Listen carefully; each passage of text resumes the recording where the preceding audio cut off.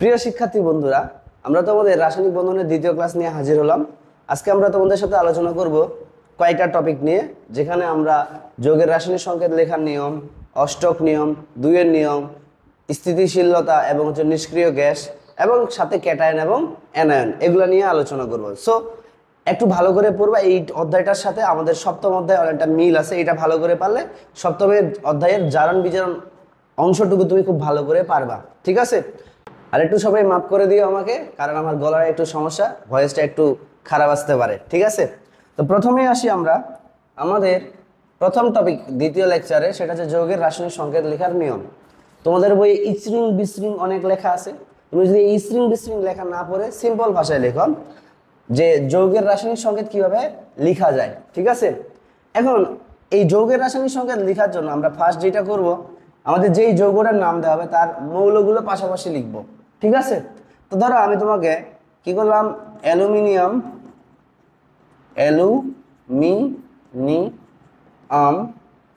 অক্সাইডের কথা বললাম।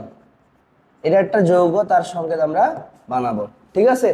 তো তুমি কি করবে, প্রথমেই এই অ্যালুমিনিয়াম অক্সাইডে কি কি মৌল আছে দেখো, অ্যালুমিনিয়াম এবং কি অক্সিজেন, এবং তাদের যোজনীগুলো আমরা কি করব, পাশাপাশি লিখব।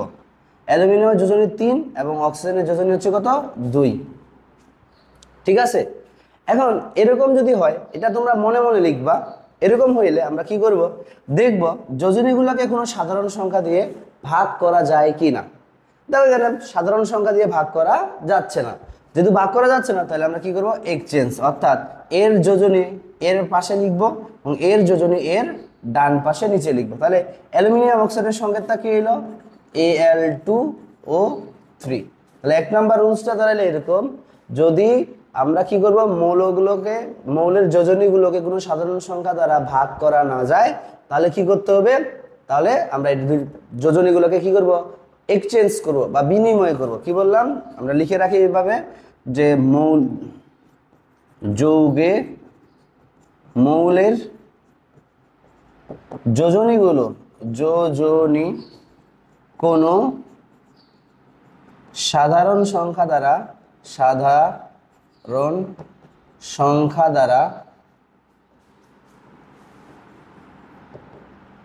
ভাগ করা না গেলে যোজনী আমরা কি করব, যোজনী বিনিময় করব। ঠিক আছে? অর্থাৎ এর যোজনী এর পাশে, এর যোজনী এর পাশে। তুমি আরেকটা উদাহরণ নিতে পারো এরকম, যেমন ধরো আমরা বলতে পারি ফেরিক ক্লোরাইড। আমরা বলি কি, ফেরিক ক্লোরাইড। আমরা জানি আয়রনের দুইটা যোজনী, 2 এবং 4। আয়রনের যোজনী কত, 2 এবং 3, তাই না? তাহলে এখানে 2 যখন থাকবে তখন তাকে বলে আস আয়ন, আর 3 হলে এটা হবে কি, ইক। অর্থাৎ সর্বোচ্চ যোজনী হলে ইক হয়, আর কম যোজনী হলে এটা কি হয়, আস। তাহলে আমি এখানে কি বলছি, ফেরিক ক্লোরাইড। তার মানে এখানে আয়রনের যোজনী কত, এখানে আয়রনের যোজনী হচ্ছে আমার 3, আর ক্লোরিনের যোজনী কত, 1। কোনো সাধারণ সংখ্যা দিয়ে ভাগ করা যায় না, তাহলে আমরা কি করব, বিনিময় ঘটাবো। ঠিক আছে? তাহলে বিনিময় ঘটলে কি হবে, FeCl3। আর একটা এখানে আসলে মনে রাখবা 1 লেখার দরকার নাই। তাহলে এটা আমাদের 1 নাম্বার রুলস। 2 নাম্বার রুলসে যদি আমরা যাই, যে সেক্ষেত্রে কি করা হচ্ছে, যে যদি কোনো সাধারণ সংখ্যা দিয়ে ভাগ করা যায়, যেমন ধরো কার্বন ডাই অক্সাইড, এখানে কার্বন আছে এবং কি আছে, অক্সিজেন। যেখানে কার্বনের যোজনী 4, অক্সিজেনের যোজনী কি, 2। দেখো তো এই জিনিসটাকে একটা সাধারণ সংখ্যা দিয়ে ভাগ করা যায় না। 2 কে 2, আর 2 দুগুণী 4। ভাগ করালে ভাগ করব, তারপর গিয়ে ভাগফলটাকে আমরা কি করব, বিনিময় করব। কি করব, ভাগফলটাকে বিনিময় করব। ঠিক আছে? তার মানে এই যে বিনিময় করলাম আমরা, ঠিক আছে? তাহলে এখানে আমরা কথাটা কি বললাম, যে যদি যৌগে মৌলগুলোর যোজনী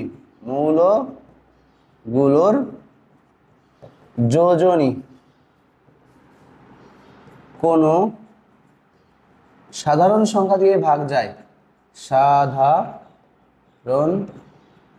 সংখ্যা দিয়ে ভাগ করা যায়, তাহলে আমরা ভাগ করব প্রথমে, তাহলে ভাগ করে কি করবো, ভাগফলটা বিনিময় করবো, ভাগফল বিনিময় করব, ঠিক আছে।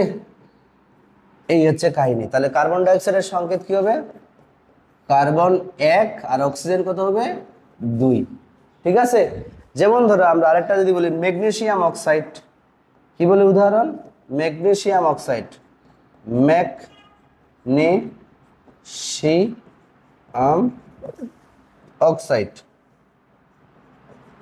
ঠিক আছে। তাহলে দেখো ম্যাগনেসিয়াম অক্সাইডের ক্ষেত্রে কি হবে, ম্যাগনেসিয়াম এন হলো অক্সিজেন, এরও 2 এরও 2, ঘিসকিন ঘিসকিন করে কাটা গেল সাধারণ সংখ্যা, তাহলে থাকলো কি 1 1, তাহলে আমরা বিনিময় করব, আর এখানে বিনিময় করার দরকার পড়ে না, কারণ 1 1 আছে, 1 এর বেলায় লেখার দরকার নাই। তাহলে কি হবে, ম্যাগনেসিয়াম অক্সাইড, ঠিক আছে। এরকম আমাদের কিছু কিছু মৌল আছে যাদের যোজনী 1 1, আর সেক্ষেত্রে এরও যোজনী 1 এরও যোজনী 1, ডিরেক্ট এক্সচেঞ্জ, তো 1 1 হলে তো আমার কাছে প্রবলেম নাই, ডিরেক্ট HCl লেখা যায়।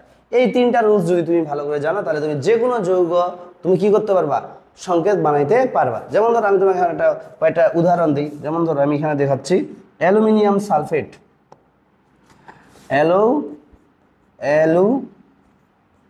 মিনিয়াম সালফেট, এটার সংকেত কি হবে, অ্যালুমিনিয়াম আর সালফেট। তাহলে দেখো অ্যালুমিনিয়ামের কত 3, সালফেটের যোজনী কত 2। মনে রাখবো এখানে সালফার অক্সিজেনকে আলাদা করে চিন্তা করবো না, এটা একটা যৌগমূলক। এই জন্য তোমাদের আমি গত ক্লাসটাতে বলছি যে যোজনী এবং যৌগমূলকগুলোকে মুখস্থ করতে হবে এবং তাদের যোজনী কত আধান কত এগুলো মুখস্থ রাখতে হবে, ঠিক আছে। তাহলে এখানে কাটাকাটি করা যায় না, তাহলে বিনিময় করব, এখানে আসবে আর এটা এখানে চলে যাবে। তাহলে অ্যালুমিনিয়ামের সাইড লিখবো 2, আর যেহেতু এটা সালফেট এটা যৌগমূলক, এই জন্য সালফেটের পুরোটার সাথে যোজনী কি করতে হবে, ব্র্যাকেটের মধ্যে রেখে তারপর এখানে দেবো কি 3, এটা হচ্ছে অ্যালুমিনিয়াম সালফেটের একটা সংকেত, ঠিক আছে। এরকম ধরো আমি আরেকটা উদাহরণ দিতে পারি, যেমন ধরো সোডিয়াম কার্বনেট, সোডিয়াম কার্বনেট, ঠিক আছে। তাহলে সোডিয়াম এলো কি কার্বনেট, সোডিয়ামের যোজনী 1, কার্বনেটের যোজনী কত 2, সাধারণ সংখ্যা দিয়ে কাটাকাটি যায় না, এক্সচেঞ্জ, ঠিক আছে। তাহলে কি হবে, সোডিয়াম কার্বনেট। এইভাবে তোমরা ভালো করে পড়বা, এগুলো MCQতে প্রশ্ন আছে। আর এগুলো আরেকটু ভালো করে পড়া দরকার, কেন, কারণ পরবর্তীতে যখন তুমি বিক্রিয়া করবা, এই বিক্রিয়া করার সময় কিন্তু এই জিনিসটাকে আবার ভাঙতে হবে। এটাকে ভাঙতে গেলে কেমনে হবে বলো তো, এগুলাকে ভাঙবো আমরা এরকম করে, সোডিয়াম প্লাস আর কার্বনেট 2 মাইনাস, যার যোজনী যেহেতু, এইভাবে আমরা এগুলোকে কি করবো, আধান কত ভাগ করতে হবে, ঠিক আছে।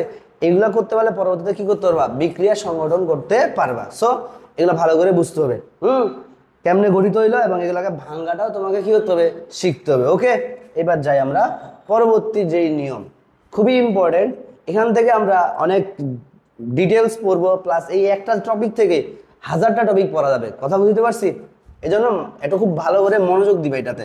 অষ্টক নিয়ম, তো আমি গত ক্লাসে যখন যোজনী পড়াইতে যাই তখন কিন্তু এই অষ্টক নিয়মটা একটু আলোচনা করছিলাম, তোমরা ওই ক্লাসটাও দেখতে পারো, সমস্যা নয়, আমি এই ক্লাসেও ডিটেলসে আলোচনা করতেছি। তো প্রথম কথা হচ্ছে, তোমাকে যদি প্রশ্ন করা হয় কোনো একটা পদার্থ কেন বিক্রিয়ায় অংশগ্রহণ করে, মনে রাখবা কোনো একটা পদার্থ বিক্রিয়ায় অংশগ্রহণ করার মেইন রিজন হচ্ছে নিষ্ক্রিয়তা অর্জন। কোনো একটা পরমাণু বিক্রিয়ায় অংশগ্রহণ করে কেন, নিষ্ক্রিয়তা অর্জনের জন্য। তোমাকে যদি আমি বলি তুমি কাজ করতে বেশি পছন্দ করো নাকি আরাম করতে, তোমরা এক কথায় উত্তর হবে কি তুমি আরাম করতে বেশি পছন্দ করো। ঠিক এরকম মৌলগুলো কি থাকতে চায়, নিষ্ক্রিয় থাকতে চায়। মানে এই নিষ্ক্রিয় থাকার জন্য তারা কি করে, নিষ্ক্রিয় হইতে হলে তার সর্বশেষ শক্তি স্তরে কি দরকার, 8টা ইলেকট্রন দরকার। আমরা জানি কোন একটা পরমাণু নিষ্ক্রিয় হওয়ার জন্য বেশ কয়েকটা কন্ডিশন আছে। তাহলে নিষ্ক্রিয় হওয়ার জন্য কিছু কন্ডিশন, নিষ্ক্রিয়তার শর্ত। নিষ্ক্রিয়তার শর্ত হচ্ছে কি, প্রথম কথা হচ্ছে সর্বশেষ শক্তি স্তরে কি থাকতে হবে, 8টি ইলেকট্রন থাকতে হবে। এখন এটাকে বলা হয় অষ্টক নিয়ম। কিন্তু সব মৌলের আবার নিষ্ক্রিয়তা অষ্টক নিয়ম দিয়ে ব্যাখ্যা করা যায় না। তো তখন আমাদের আরেকটা নিয়ম আছে যাকে বলি আমরা কি দুইয়ের নিয়ম। তো আমরা এখন এই দুইটাই জিনিস আলোচনা করব। প্রথমে আমরা অষ্টক নিয়মটা পড়ি। বলছে যে অনুগঠনকালে কোনো একটা মৌল ইলেকট্রন গ্রহণ, বর্জন অথবা শেয়ারের মাধ্যমে তার সর্বশেষ শক্তি স্তরে 8টি করে ইলেকট্রন ধারণের মাধ্যমে নিকটস্থ নিষ্ক্রিয় গ্যাসের ইলেকট্রন বিন্যাস লাভ করাকেই বলা হচ্ছে কি অষ্টক নিয়ম। তাহলে কি বলছে, ইলেকট্রন দান অথবা গ্রহণ অথবা শেয়ারের মাধ্যমে সর্বশেষ শক্তি স্তরে কয়টা ইলেকট্রন, 8টি ইলেকট্রন লাভ করে কি হইতে পারে, নিষ্ক্রিয় হইতে পারে। এই নিষ্ক্রিয়তা অর্জন করার প্রক্রিয়াটাকেই বলতেছি আমরা কি অষ্টক নিয়ম।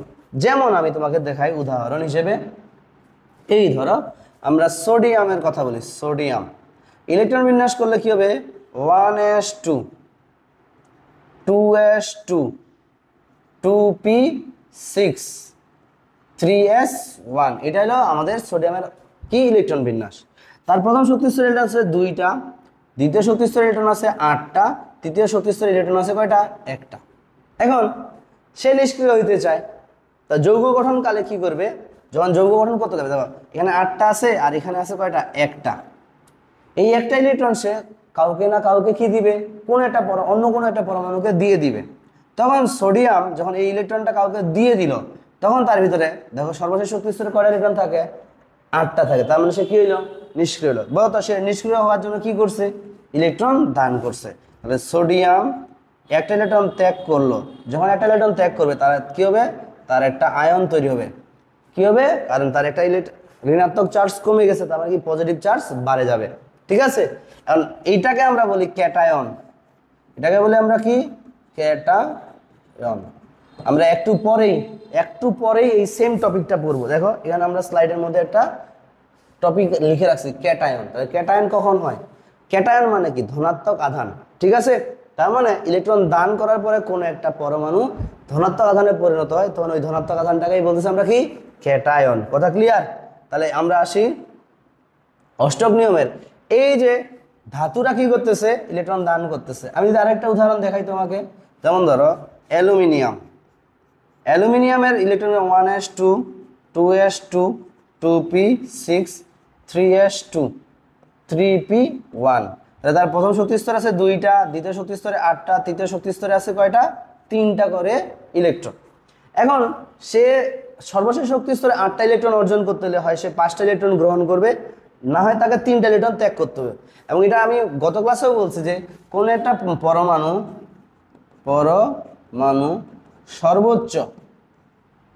সর্বোচ্চ 3টি ইলেকট্রন দান বাকি করতে পারে, গ্রহণ করতে পারে। 3-এর বেশি সে ইলেকট্রন গ্রহণ বা দান করতে পারবে না। ঠিক আছে, তাহলে আলটিমেটলি এখানে তার 5টা ইলেকট্রন গ্রহণ করা পসিবল না। এই কারণে সে কি করে, এখান থেকে 3টা ইলেকট্রন কি করে, ত্যাগ করে। তখন কি হলো, এই যে দেখো অ্যালুমিনিয়াম 3টা ইলেকট্রন ত্যাগ করে কি হবে, অ্যালুমিনিয়াম 3+ আয়ন গঠন করবে। ঠিক আছে, এটা একটা কি ক্যাটায়ন। তাহলে এইটা হলো আমাদের একটা কাহিনী। এখন তাহলে আমাদের এই যে অংশটা হইলো বর্জনটা হইল।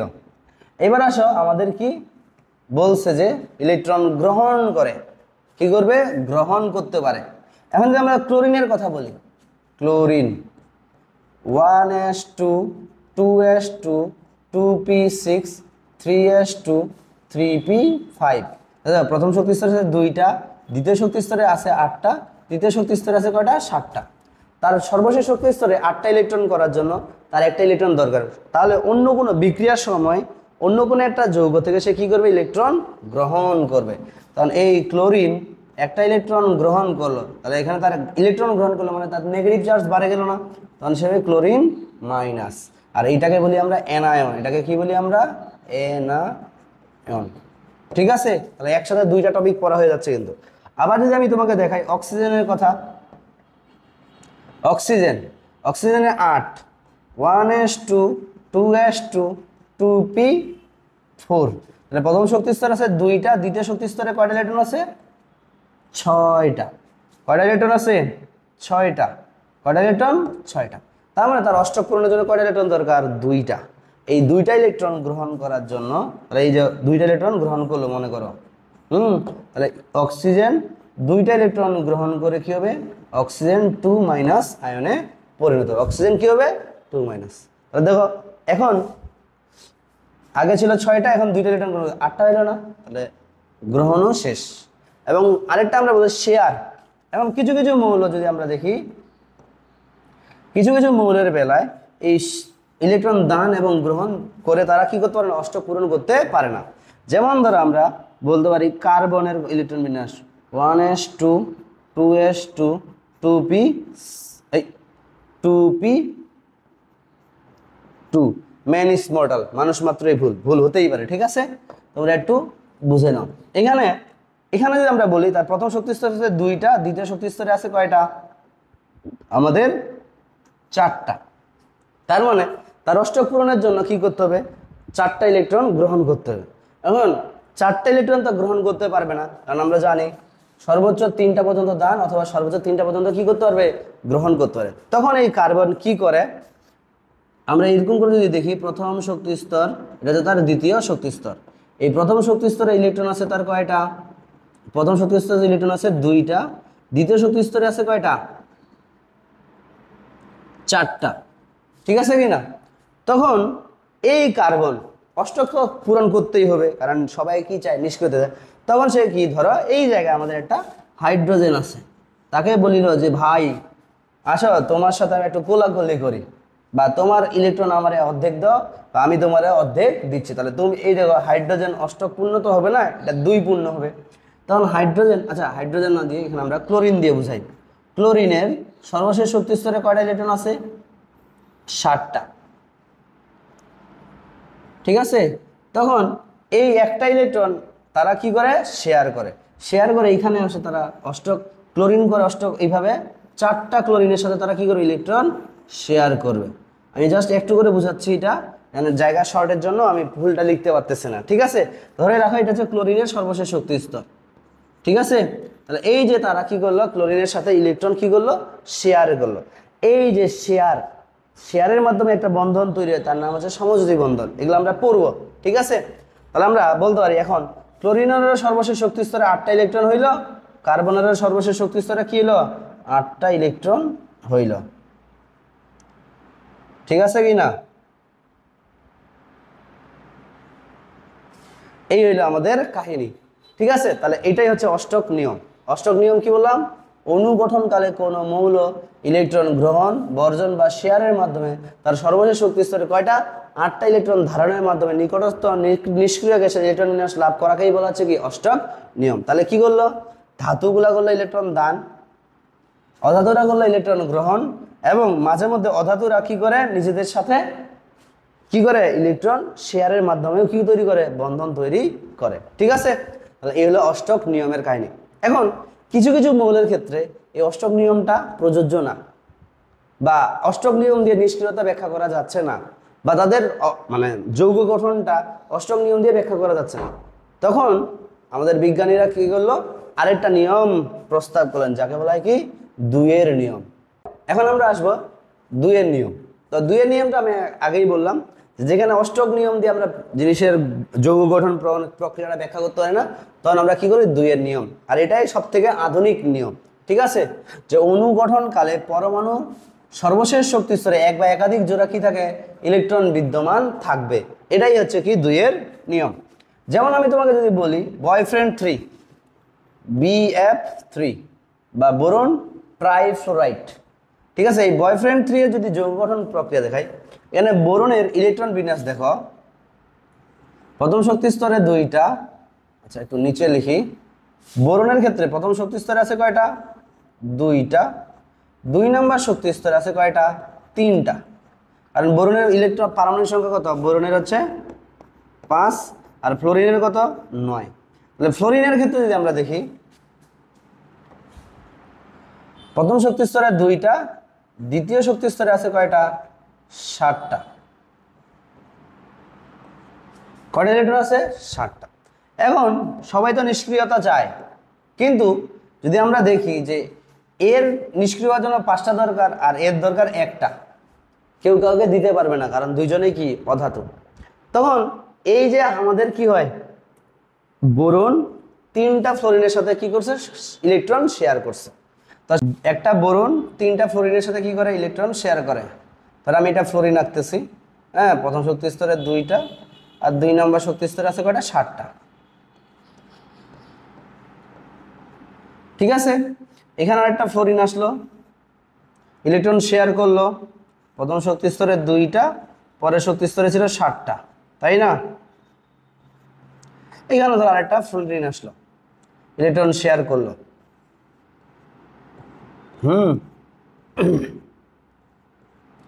তাহলে এটা হলো বয়ফ্রেন্ড 3 বা BF3। ঠিক আছে, তো এই যে যৌগটাতে দেখতেছ, তুমি একটু ভালো করে যদি একটু মনোযোগ দাও, আমরা যদি দেখি যে ফ্লোরিনের সর্বশেষ শক্তি স্তরে 4টা জোড়া ইলেকট্রন আছে, মানে অষ্টক পূর্ণ আছে। শেয়ার করার পরে কিন্তু এই 2টা ইলেকট্রনের প্রতি দুইজনেরই সমান অধিকার। ঠিক আছে, তার মানে ফ্লোরিনের 8টা ইলেকট্রন আছে, এই ফ্লোরিনের 8টা ইলেকট্রন, এই ফ্লোরিনের 8টা। কিন্তু যদি বোরনের দেখি তাহলে 2, 4, 6টা ইলেকট্রন আছে। ঠিক আছে, তার মানে 2, 4, 6টা ইলেকট্রন আছে। তার মানে এখানে বোরনের ক্ষেত্রে কিন্তু অষ্টক পূর্ণ না। অষ্টক পূর্ণ না হলে তখন আমরা সেটাকে কি বলি, 2 এর নিয়ম দিয়ে ব্যাখ্যা দিই, যে অনুগঠনকালে পরমাণুর সর্বশেষ শক্তি স্তরে এক বা একাধিক কি জোড়া ইলেকট্রন বিদ্যমান। তাহলে বোরনের ক্ষেত্রে দেখো BF3 যৌগ গঠনকালে বোরনের ক্ষেত্রে সর্বশেষ শক্তি স্তরে এখানে 1 জোড়া, 2 জোড়া, 3 জোড়া কি আছে, ইলেকট্রন আছে। আবার ফ্লোরিনের ক্ষেত্রে 1 জোড়া, 2 জোড়া, 3 জোড়া, 4 জোড়া কি আছে, ইলেকট্রন আছে। এখন ফ্লোরিনেরটা তুমি অষ্টক নিয়ম দিয়েও ব্যাখ্যা করতে পারো, আবার ফ্লোরিনেরটা তুমি 2 এর নিয়ম দিয়েও ব্যাখ্যা করতে পারো। কিন্তু বোরনের বেলায় কিন্তু আমার কি হবে, অবশ্যই 2 এর নিয়ম দিয়ে ব্যাখ্যা করতে হবে, যে যে বোরনের সর্বশেষ শক্তি স্তরে 1, 2, 3 জোড়া কি আছে, ইলেকট্রন বিদ্যমান। অর্থাৎ এখানে ইলেকট্রনগুলো কিভাবে একাধিক জোড়ায় অবস্থান করে, আর এটাই হলো কি 2 এর নিয়ম। আরেকটা, এখন এই 2 এর নিয়মের ভিতরে 2টা ক্যাটাগরি আমরা যদি বলি, একটা অষ্টক সংকোচন আর একটা কি অষ্টক সম্প্রসারণ। তো এই যে যেখানে বলো 8টা ইলেকট্রন অর্জনের থেকে বোরনের 8-এর থেকে কম আছে না, তাই এটাকে বলতে পারো তুমি অষ্টক সংকোচন। কি বলতে পারো, অষ্টক সংকোচন ঘটছে। মানে কি ঘটছে, অষ্টক সংকোচন। এখন যদি আমি তোমাকে একটা জিনিস দেখাই, অষ্টক সম্প্রসারণ, অষ্টক সম্প্রসারণ 2 এর নিয়মের এটা হচ্ছে আরেকটা এক্সটেন্ডেড ভার্সন। অষ্টক সংকোচন আর একটা কি, অষ্টক সম্প্রসারণ।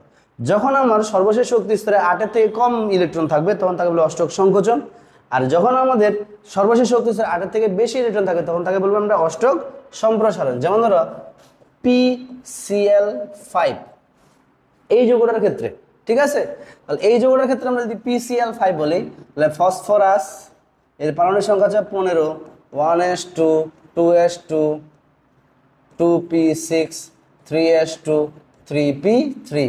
আবার ক্লোরিনের সর্বশেষ শক্তি স্তরে কয়টা ইলেকট্রন আছে, 7টা, 1s2, 2s2, 2p6, 3s2, 3p5, 3p5। ঠিক আছে, তাহলে এখানে অষ্টক পূরণের জন্য দরকার, এখানে 7টা আছে, দরকার 1টা, আর এখানে আছে 5টা, দরকার কয়টা, আমাদের 3টা। কিন্তু এখানে দেখো, এখানে ঘটনাটা ঘটবে আলাদা রকম। যদি আমি এখানে চিন্তা করো, তাহলে এইটা আছে আমার কি, ফসফরাস, প্রথম শক্তি স্তরে 2, দ্বিতীয় শক্তি স্তরে আছে 8, এবং তৃতীয় শক্তি স্তরে আছে 5টা। সবগুলোকে আলাদা আলাদা করে নিলাম, উত্তেজিত অবস্থায় আছে। ঠিক আছে, এখন এই 5টা ইয়ার সাথে আমার কি করলো, 5টা ক্লোরিন আসে ইলেকট্রন শেয়ার করলো। ক্লোরিন 5টা ক্লোরিন একটা করে ইলেকট্রন কি করলো, প্রথম শক্তি স্তরে 2টা, দ্বিতীয় শক্তি স্তরে কয়টা, 8টা, আর তৃতীয় শক্তি স্তরে আছে 7টা, যার মধ্যে একটা ইলেকট্রন কি করলো, সে আজাইরা শেয়ার করলো। ঠিক আছে, সেম ক্ষেত্রে যদি আমরা দেখি,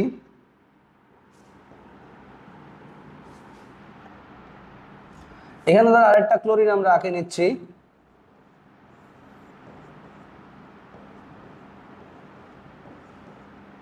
এই ক্লোরিনের সর্বশেষ শক্তি স্তরে আছে কয়টা, 7টা। হ্যাঁ, তখন এই ক্লোরিনকে সে কি করলো, এরা হচ্ছে এই জায়গায় গিয়া ইলেকট্রন শেয়ার করলো। আমরা আগে 5টা নিয়ে নেই, সেটা হলো 5টা। তাহলে আমরা যদি দেখি এই 5টা ক্লোরিন এখানে তো একটা শেয়ার করছে, এখানে একটা ক্লোরিন আসে এখানে ইলেকট্রন শেয়ার করলো, এই ক্লোরিনটা আসে এখানে গিয়ে কি করলো, ইলেকট্রন শেয়ার করলো। এই ক্লোরিনটা যদি আমরা দেখি, এ আবার এই দিকে গিয়ে এখানে ইলেকট্রন কি করলো, বলো যে এই জায়গায় ইলেকট্রন কি করলো, শেয়ার করলো। আবার একটা মানে বেশি হয়ে গেছে, আচ্ছা এটাকে আমি ডিলিট করে দিচ্ছি। হ্যাঁ, এই যে একটা ক্লোরিন আছে, এই আইসা আবার কি এই জায়গায় কি করলো, ইলেকট্রন শেয়ার করলো। ঠিক আছে, তাহলে কি হইলো, PCl5 তৈরি হলো। এর কি তৈরি হইলো, PCl5।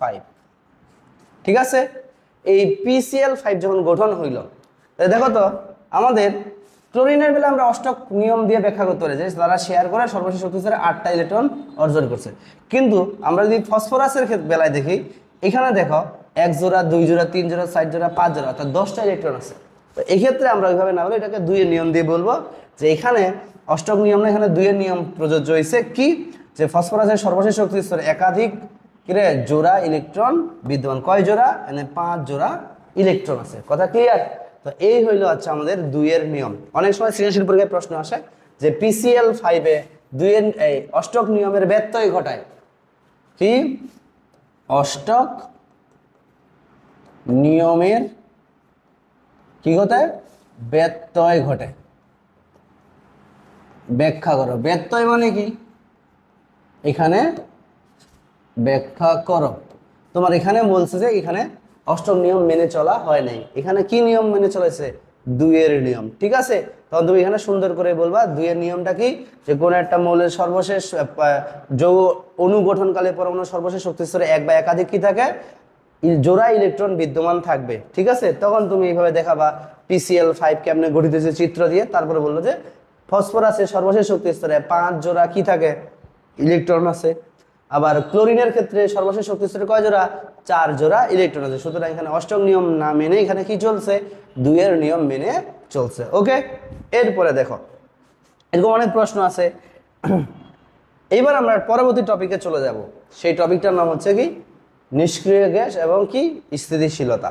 তো তোমাদের বইয়ে কয়টা, 7টা নিষ্ক্রিয় গ্যাস আছে। হিলিয়াম, নিয়ন, আর্গন, জেনন, রেডন, ক্রিপ্টন আর কি ওগানেসন।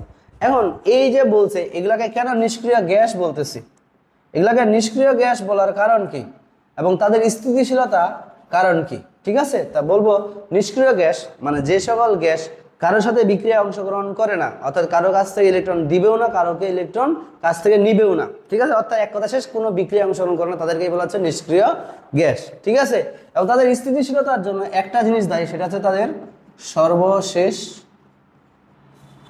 শক্তি স্তরে কয়টা ইলেকট্রন থাকে, 8টি ইলেকট্রন বিদ্যমান। কি, 8টি ইলেকট্রন বিদ্যমান। আমি যদি 2টা উদাহরণ দিই, তার মধ্যে একটা হচ্ছে নিয়ন। নিয়নের পারমাণবিক সংখ্যা হচ্ছে 10, 1s2 2s2 2p6।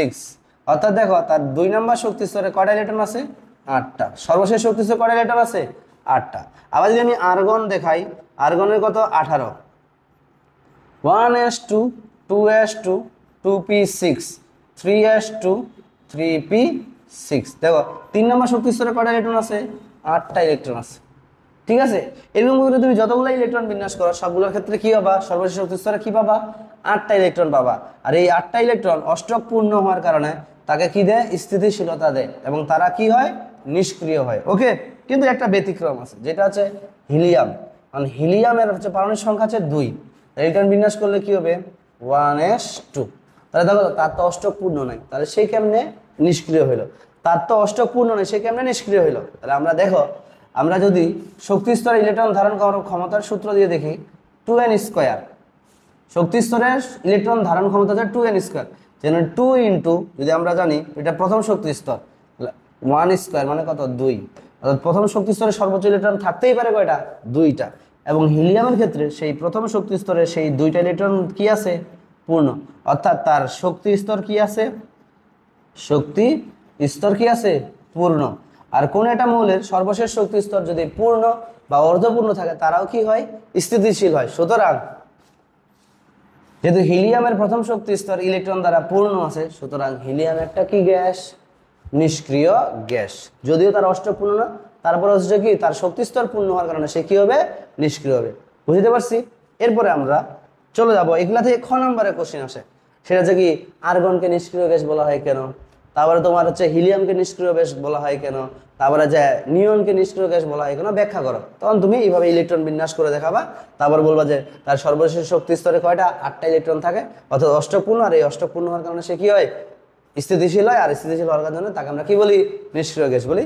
বাট হিলিয়ামের ব্যাখ্যাটা তুমি এইভাবে দিবা যে হিলিয়ামের 1 নম্বর শক্তি স্তরে 2টা ইলেকট্রন থাকে, আর আমরা জানি যেগুলো মৌলের প্রথম শক্তি স্তর মাত্র 2টা ইলেকট্রন থাকতে পারে, তার মানে হিলিয়ামের শক্তি স্তরে প্রথম শক্তি স্তরে 2টা ইলেকট্রন দ্বারা পূর্ণ আছে, যেখানে সে হচ্ছে কি নিষ্ক্রিয়। ঠিক আছে, এভাবে তোমরা একটু ব্যাখ্যা দিবা। এরপরে আমরা যে জিনিসটা বলছি ক্যাটায়ন। ক্যাটায়ন কাকে বলতেছি? তাহলে ধনাত্মক আধান বিশিষ্ট আয়নকে আমরা কি বলবো? আয়নকে বলা হয় ক্যাটায়ন। আমরা এটা একটু আগেই ব্যাখ্যা করছি অষ্টক নিয়মে, যে দুনিয়াতে সবাই নিষ্ক্রিয় হইতে চায়, এই নিষ্ক্রিয় হওয়ার জন্য কেউ ইলেকট্রন দান করে, ইলেকট্রন দান করার পরে সে কি হয় পজিটিভ আয়নে পরিণত হয়, যাকে বলা হয় কি ক্যাটায়ন। যেমন আমরা সোডিয়ামের কথা বারবার করে উদাহরণ দিচ্ছি, 11 1s2 2s2 2p6 3s1। তা দেখো সে যদি ইলেকট্রনটা ত্যাগ করে তাহলে তার 2 নম্বর শক্তি স্তরে 8টা ইলেকট্রন থাকে, তাহলে এই সোডিয়াম 2টা ইলেকট্রন ত্যাগ, একটা ইলেকট্রন ত্যাগ করে হয়ে যায় সোডিয়াম প্লাস আয়ন, আর এটাই হচ্ছে কি ক্যাটায়ন।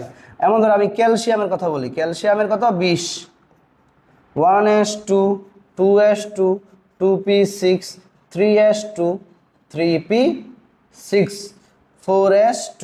তাহলে এখানে হচ্ছে আমাদের দেখো তার এই শক্তি স্তরে আছে কয়টা 2টা, আর এই শক্তি স্তরে আছে 8টা। এই 2টা ইলেকট্রন যদি ক্যালসিয়াম দান করে ফেলতে পারে তাহলে কি হবে ক্যালসিয়াম 2টা ইলেকট্রন ত্যাগ করে কি হয় ক্যালসিয়াম 2+। তার মানে এই আয়নটাকেই বলতেছি আমরা কি ক্যাটায়ন। এই যে এই ক্যাটায়ন গঠনগুলা ভালো করে শিখবা, ভালো করে শিখতে হবে। এগুলা থেকে কিন্তু তোমার পরবর্তীতে সপ্তম অধ্যায়ে জারণ বিজারণ বিক্রিয়া তোমার খুবই কাজে লাগবে। সো মারাত্মকভাবে মনে রাখবা, কারণ আমরা জানি জারণ কাকে বলে, যে বিক্রিয়ায় কোনো ইলেকট্রন ত্যাগ করা হয় তাকে বলা হয় কি জারণ। তার মানে কি বিক্রিয়ার সময় তারা কি করে ইলেকট্রন ত্যাগ করতেছে না, কারণ এখানে কি ঘটতেছে জারণ ঘটতেছে। কি ঘটতেছে জারণ। ঠিক আছে, মনে করো জারণ মানে ছাড়ন, ইলেকট্রনকে ছেড়ে দিচ্ছে তারা। এইবার আমরা আসবো অ্যানায়ন। ঠিক আছে, অ্যানায়ন আমরা কাকে বলতেছি উল্টাটা, ঋণাত্মক আধান বিশিষ্ট, ঋণাত্মক আধান বিশিষ্ট আয়নকে আমরা কি বলবো, আয়নকে বলা হবে অ্যানায়ন। ঋণাত্মক আধান বিশিষ্ট আয়নকে আমরা বলবো কি অ্যানায়ন। যেখানে ধরো ক্লোরিন অষ্টক পূরণের জন্য তার একটা ইলেকট্রন দরকার, 1s2 2s2 2p6 3s2 3p5, তাদের সর্বশেষ শক্তি স্তর আছে 7টা ইলেকট্রন, তার অষ্টক পূরণের জন্য একটা ইলেকট্রন দরকার। তখন ক্লোরিন কি করলো একটা ইলেকট্রন গ্রহণ করে ক্লোরিন মাইনাস আয়ন, এটাই হলো কি অ্যানায়ন। এখন ধর আমি নাইট্রোজেনের কথা বলি, নাইট্রোজেন হচ্ছে 7 1s2 2s2 2p3, তাহলে হচ্ছে কয়টা আছে 5টা। অষ্টক পূরণের জন্য কয়টা ইলেকট্রন দরকার 3টা, তাহলে কি হবে নাইট্রোজেন 3টা ইলেকট্রন গ্রহণ করে নাইট্রোজেন 3 মাইনাস আয়নে পরিণত হচ্ছে। এগুলোই হচ্ছে কি অ্যানায়ন। ঠিক আছে, এগুলোই হচ্ছে কি অ্যানায়ন। এই যে জিনিসগুলা ভালো করে বুঝবা, ভালো করে বুঝবা এবং তোমরা বারবার প্র্যাকটিস করবা, দেখবা অনেকটা ইজি হয়ে গেছে। ঠিক আছে, তো আজকের ক্লাসটা এই পর্যন্তই থাকবে। তোমরা ভালো করে অষ্টক নিয়ম, 2-এর নিয়ম, অষ্টক নিয়মের ব্যতিক্রম, অষ্টক সংযোজন, অষ্টক সম্প্রসারণ, এই জিনিসগুলো ভালো করে পড়বা। ঠিক আছে, এখান থেকে অনেক অনেক অনেক সৃজনশীল প্রশ্ন আসে। সো তোমরা বাড়িতে যেই গাইড আছে সেই গাইড থেকে বোর্ড কোশ্চেনগুলোতে দেখবা, এরকম অনেক বোর্ড প্রশ্ন আছে যে BF3-তে কি, BF3-তে আছে কি অষ্টক নিয়ম মেনে চলে না, পিসিএল 5-এ অষ্টক নিয়ম চলে না, FO4-এ অষ্টক নিয়ম মেনে চলে না কেন ব্যাখ্যা করো, এরকম অনেক প্রশ্ন আছে, তোমরা দেখে দেখে সলভ করবা। আশা করি সব কিছু ইজি লাগবে। আর তোমাদের মেইন বইয়ে কি আছে, মানে বেশি ডিটেলস লেখা, বেশি ডিটেলস বলতে কি কাজের লেখা একটাও নাই, আর আজাইরা লেখায় ভরে গেছে, ঠিক আছে কিনা? তো আর একবার রিডিং পড়লে পড়তে পারো, আর নাহলে তুমি বেসিক কনসেপ্ট ক্লিয়ার করবা, ক্লাস দেখে নোট খাতা করবা, তাতেই যথেষ্ট, ঠিক আছে? ততক্ষণ পর্যন্ত ভালো থাকো। আমরা নেক্সট দিন আমাদের তো টপিকটা নিয়ে আলোচনা করব, বন্ধন, আয়নিক বন্ধন, সমযোজী বন্ধন এবং কি ধাতব বন্ধন। ততক্ষণ পর্যন্ত সবাই ভালো থাকো, ধন্যবাদ সবাইকে।